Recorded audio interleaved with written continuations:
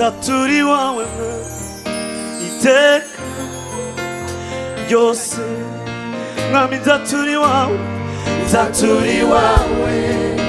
iteka ryose ryose nzaturi wawe iteka ryose nzaturi wawe iteka ryose nzaturi wawe iteka twakuva tukajya heha nzaturi wawe iteka ryose.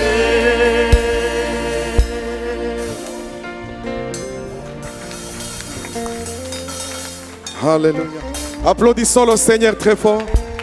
Est-ce qu'on peut encore applaudir parce qu'il mérite la gloire? Alléluia.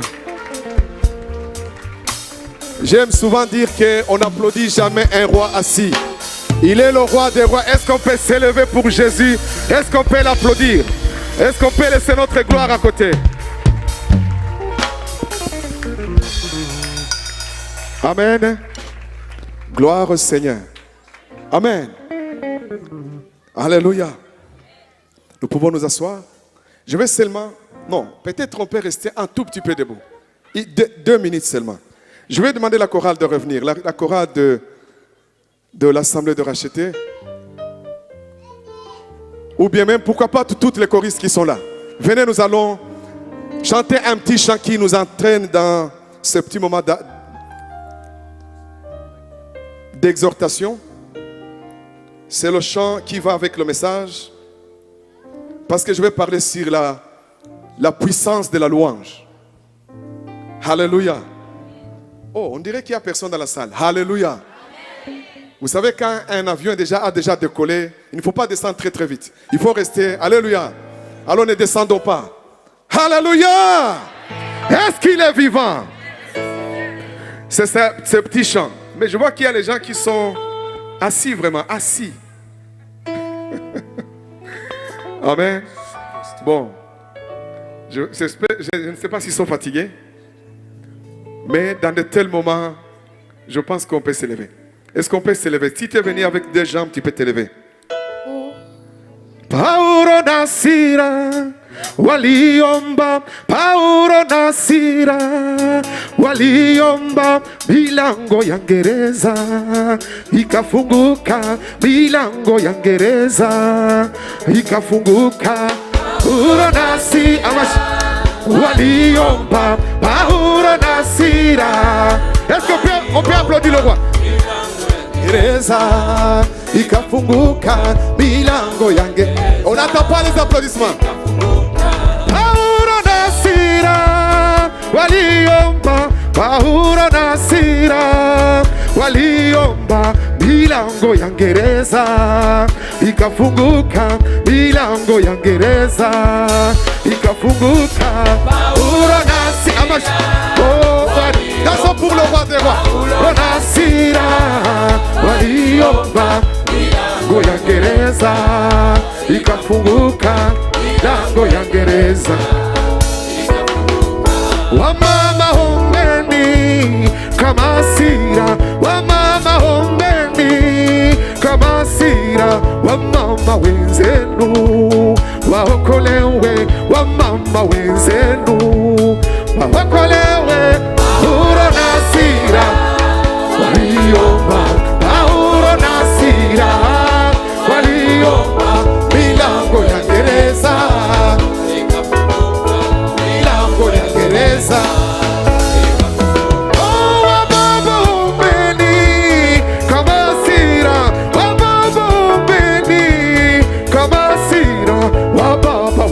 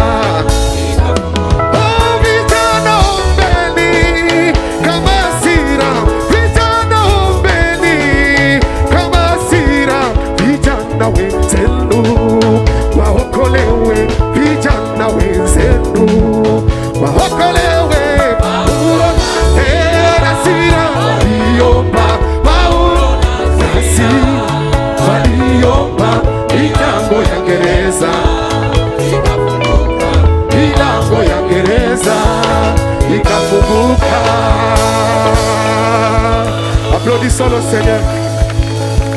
Amen. Que le Seigneur vous bénisse. Vous êtes formidables. Alléluia. Je pense qu'on va, peut-être, il y en a ceux qui ne comprennent pas le français. Elisha, je pense que tu vas continuer le ministère. Hein? On va essayer de traduire. Alléluia. Je crois que ce soir, le Seigneur est dans la joie. Tu peux prendre le micro. Le Seigneur, il est dans la joie. Son cœur se réjouit parce que nous sommes en train de lui donner ce que lui-même, il ne peut pas se donner. Amen. Vous savez, Dieu a tout créé. Il a tout créé. Mais, alléluia, c'est ce qu'il a créé qui lui donne la gloire. Amen. Amen. Même les anges chantent. Saint, Saint est l'Éternel. Toute la terre est remplie de sa gloire. Amen. Amen. Ce qu'il a créé montre qu'il est grand. Ce qu'il a créé montre que sa science est au-dessus de toute science. Mais dans tout ce qu'il a créé, il n'y a rien qui peut l'adorer. Il n'y a rien qui peut le louer si ce n'est que celui qui a reçu son esprit. C'est pour cela que lui-même il dit que le Père cherche ce qu'il adore en esprit et en vérité. Il cherche. Alors je crois qu'il y a une pensée toujours que souvent je me suis posé. Qu'est-ce que David avait plus que les autres? Parce que quand on regarde dans sa vie, on voit beaucoup d'échecs. On voit beaucoup d'échecs spirituels. On voit là où il a même trébuché. Mais malgré cela, Dieu dit, j'ai trouvé l'homme selon mon cœur. Ce qu'il avait plus que les autres, il savait louer Dieu. Il savait adorer Dieu. Alléluia. Amen. Alors, rien que ça touchait le cœur de Dieu. Alléluia. Amen. Nous venons de chanter que Paul et Silas ont loué. Même la prison n'a pas pu tenir. Je vais lire très très vite parce que le temps est court. Dans Actes chapitre 16, le verset 23. Après qu'on les ait eu chargés de coups, ils les jetèrent en prison en recommandant au geôlier de les garder sûrement. Le geôlier, ayant reçu cet ordre, les jeta dans la prison intérieure. Il les mit les ceps aux pieds. Vers au milieu de la nuit, Paul et Silas priaient et chantaient les louanges de Dieu. Les prisonniers les attendaient. Disons Amen. Amen. Tout à coup, il fit un grand tremblement de terre, en sorte que les fondements de la prison furent ébranlés. Au même instant, toutes les portes s'ouvrirent et les liens de tous les prisonniers furent rompus. Le geôlier se réveilla et lorsqu'il vit les portes de la prison ouvertes, il y tira son épée et allait se tuer, pensant que le prisonnier s'était enfui.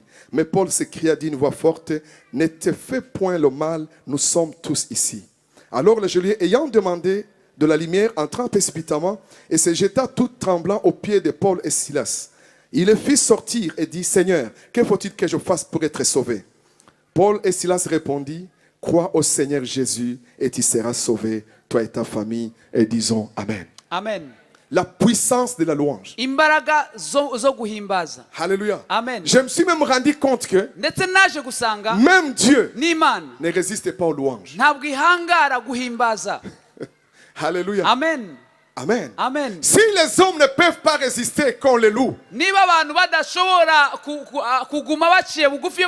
alors à combien plus forte raison celui qui a créé qui nous a créé pour que nous puissions l'adorer. noneho bizarushaho kumera bite waturemeye kugira ngo tumuramye. Il aime la louange, We akunda il guhimbazwa, aime la gloire, akunda et il icyubahiro, ne partage pas sa gloire avec un autre. ndetse icyubahiro cye ntabwo agisangira n'undi uwo ari we wese. Alléluia. Amen.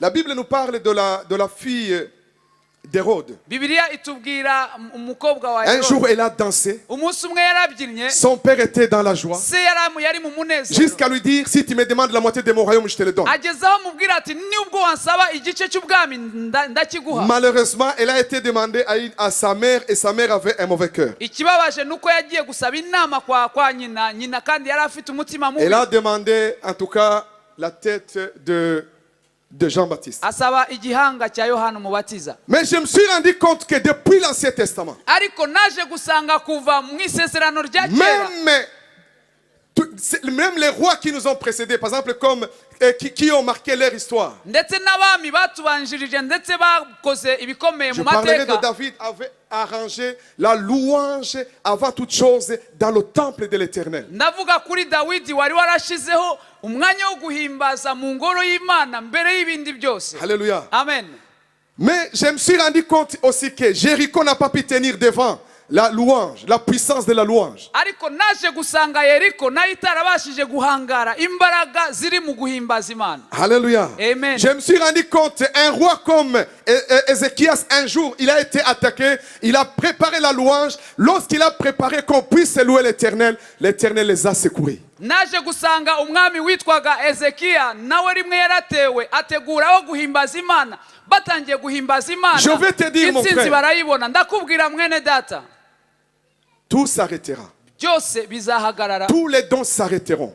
impano zose zizagiraho La prophétie zigarukira, s'arrêtera. guhanura bizahagarara, La prédication s'arrêtera. kuvuga ubutumwa bwiza Même la bizahagarara, prière s'arrêtera. ndetse no gusenga Parce bizahagarara. que nous serons devant celui que nous avons prié sur la terre. Mais lorsqu'il sera devant nous, on n'aura plus besoin de prier, ni de demander quoi que ce soit. Mais une chose qui continuera, c'est la louange et l'adoration. Tuzaba turi imbere y'uwo twasenze tukiri mu isi tukimubona, ntabwo tuzongera gusenga. Alors, Kimwe chers tuzakora bien-aimés, ni uguhimbaza Imana. chers Noneho choristes de Sion, bakundwa baririmbyi ba Siyoni, continuez encore d'autres CD. mukomeze kandi dukomeze dusohora izindi CD. Alléluia. Amen. Mais avant de faire beaucoup de CD, nous-mêmes, même l'église, toutes les églises devaient être des adorateurs. Ariko mbere yo gusohora CD n'ibindi byose, amatorero yose yakagombye kuba yuzuyemo abantu Ici, on b'abaramyi. nous parle d'une histoire. Aha ngaha batubwira inkuru, Une histoire où l'apôtre Paul et Silas venaient de délivrer quelqu'un qui a une femme qui avait un esprit de python et qui avait qui avait aussi une sorte de divination. Mais le jour où elle a été délivrée, à cause de cela, ses patrons les a persécutés. Dans cette ville, ils ont créé des troubles pour qu'ils soient jetés en prison. aha ngaha havugwa inkuru ya Pawulo na Sila bari bamaze kubohora umudamu wari ufite umwuka w'inzoka. Bamaze kumubohora, abantu bo mu mujyi aho ngaho ntabwo babyishimiye, barabafata babata mu nzu y'imbohe. La Bible nous dit, Bibiliya tubwira ngo avant de les jeter en prison, comme c'était des hommes puissants, des hommes riches, en tout cas, c'est que leur geôlier, il a eu en tout cas, il a eu l'ordre qu'on puisse les lier dans la prison des prisons. ababajugunye mu nzu y'imbohe, Après les avoir battus. abategetse ko bafatwa bakajugunywa mu nzu y'imbohe bari abantu bakomeye, bategekwa yuko bashirwa mu nzu y'imbohe ariko mu cyumba kiri mu kindi cyumba. Après qu'on leur eut chargé de coups, ils les jetèrent en prison en recommandant aux geôliers de les garder sûrement. Mais je vais te dire une chose, même si Satan, il croit qu'il t'a eu, lorsque tu es un adorateur, je vais te dire une chose, Dieu ouvrira la porte. Ndakubwira yuko Satani nubwo atekereza ko yakubonye, ariko nuba uri umuramyi Imana izakingura imiryango. Rien ne résiste à la louange. Nta kintu na kimwe gihagarara Parce que imbere la yo louange guhimbaza, fait descendre Dieu. kuko guhimbaza kutuma Imana Et imanuka. même la Bible nous dit qu'il siège dans la louange de son peuple. Bibiliya ikanatubwira ngo Imana itura mu mashimwe y'ubwoko bwayo. Alléluia. Amen. Je ne sais pas si tu es déjà arrivé dans un moment où tu te sens accablé par les problèmes, où tu crois que tu es dans une sorte de île, où Satan tu crois qu'il t'a eu. Mais la louange descend au ciel. sinzi niba warigeze wisanga mu bibazo no mu magorwa ariko guhimbaza Imana kutuma ijuru rimanuka Vers au milieu de la nuit. mu gicuku. Alléluia. Amen. Ils avaient toutes les raisons de ne pas louer. bari bafite impamvu zose zabateraga Ils avaient toutes les kudahimbaza, raisons de ne pas prier. bari bafite impamvu zose zabemereraga kudasenga. Pourquoi? Kubera iki? Premièrement, Cya mbere, ils se trouvent là à cause de l'évangile. bari bari aho ngaho kubw'impamvu y'ubutumwa bwiza. Alléluia. Amen. Ils sont battus. Barakubiswe, Ils sont fatigués. bamaze kunanirwa, Ils pouvaient bouder Dieu. bashoboraga kuvuga ati Mana nawe urebe uko Qui ubigenza. comprend qu'on ne peut pas louer. Nawe urabyumva Mana ahangaha twahimbaza Mais dute. Ariko ils ont compris. basobanukiwe Rien ne peut nous empêcher de louer l'Éternel. yuko nta na kimwe cyatubuza guhimbaza Imana. David, il dit que tout ce qui respire loue le Seigneur. Dawidi aravuga ngo ibihumeka byose bihimbaza Uwiteka. Alléluia. Amen. Amen. Amen. Autrement dit, Mu yandi magambo, les problèmes ne doivent pas t'empêcher de louer Dieu. ibibazo ntabwo byakagombye kukubuza guhimbaza Par Imana, ahubwo Ça devait encore te pousser à le louer. byakagombye kugusunikira Parce que kurushaho lorsque tu le guhimbaza. loues, Kuko iyo Quand uhimbaje, l'Éternel descend, iyo Uwiteka amanutse, il te ramènera dans sa gloire. azakujyana mu Et tu cyubahiro seras au-dessus cye, de ton problème. kandi uzaganza ikibazo cyawe. Amen. Amen. La Bible nous dit ceci. Bibiliya iratubwira ngo Vers la nuit, mu gicuku il priait, basenga, il chantait baririmba, les louanges. bahimbaza. Je suis en train de m'imaginer le sang couler peut-être. Ndimo ndatekereza amaraso arimo kumeneka. Était cloué. Amaboko yabo yarahambirijwe iminyururu, Mais rien ne pouvait empêcher leur esprit. ariko nta na kimwe cyabuzaga D'élever la umwuka gloire de wabo l'Éternel. kuzamura icyubahiro cy'Uwiteka. Amen. Amen. Alléluia. Amen.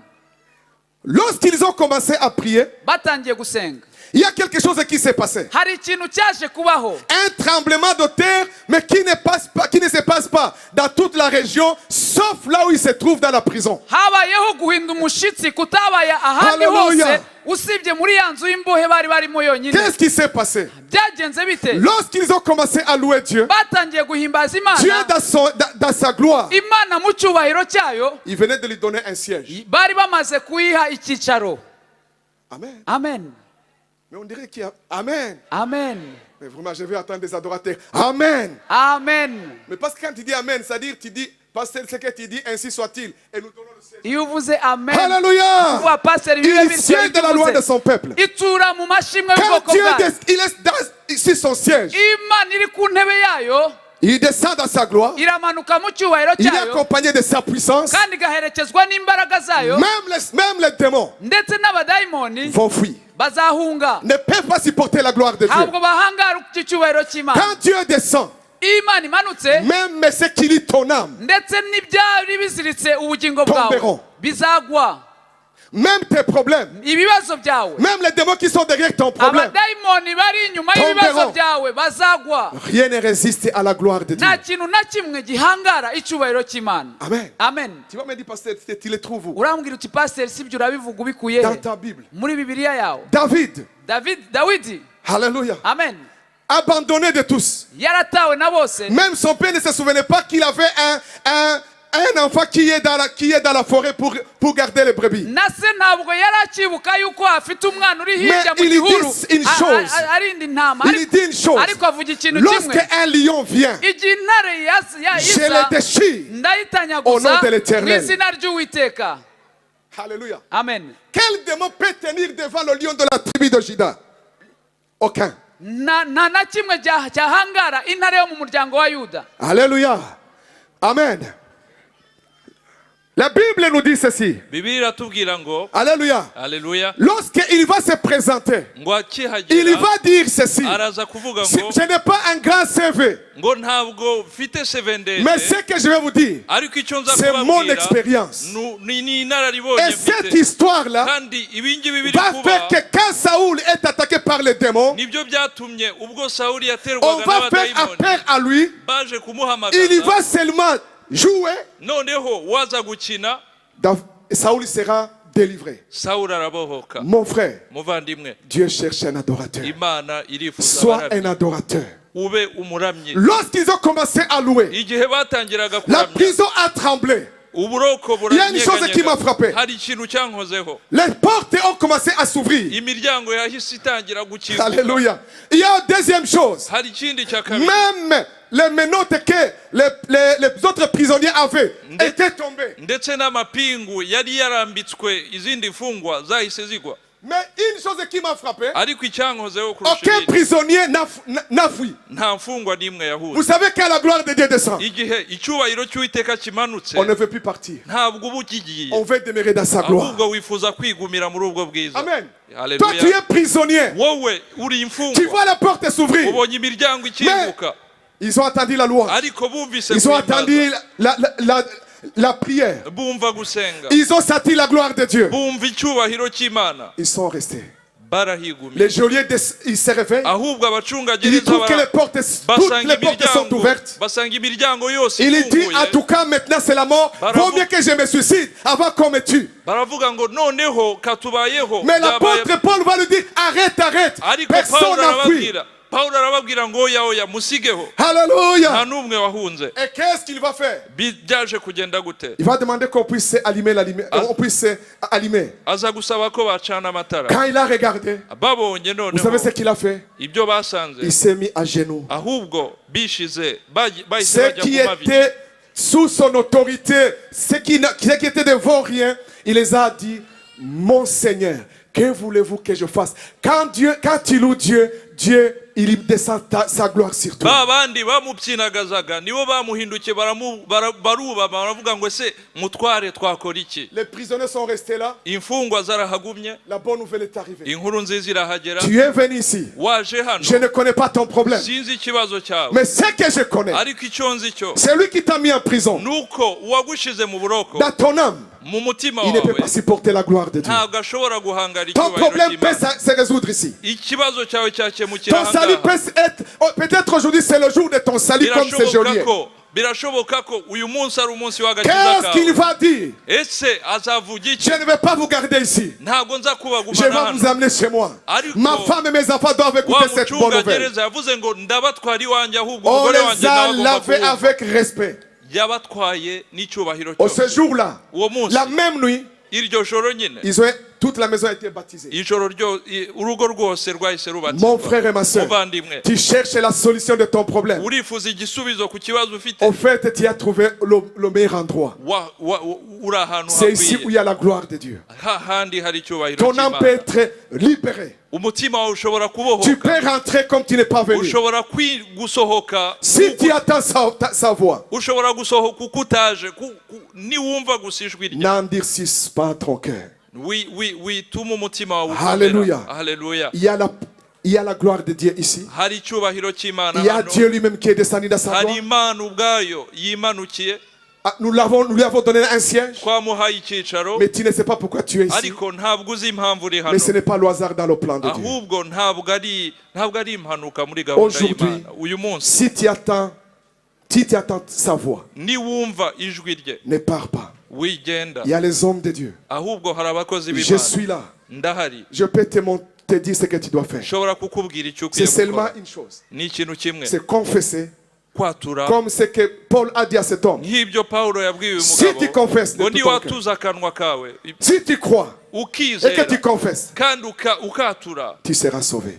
uzakizwa. Il est rentré avec le salut. yatahanye agakiza. Amen. Haleluya. Que Dieu vous bénisse. Imana ibahe umugisha. Amen. Haleluya.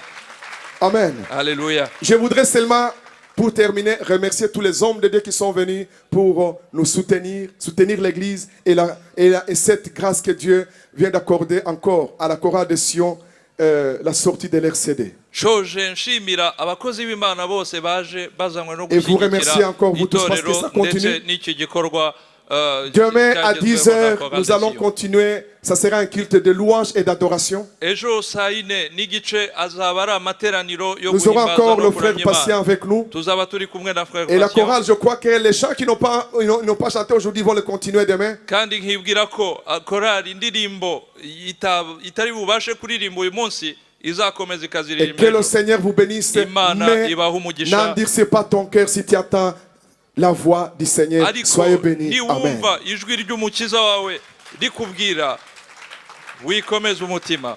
urakoze.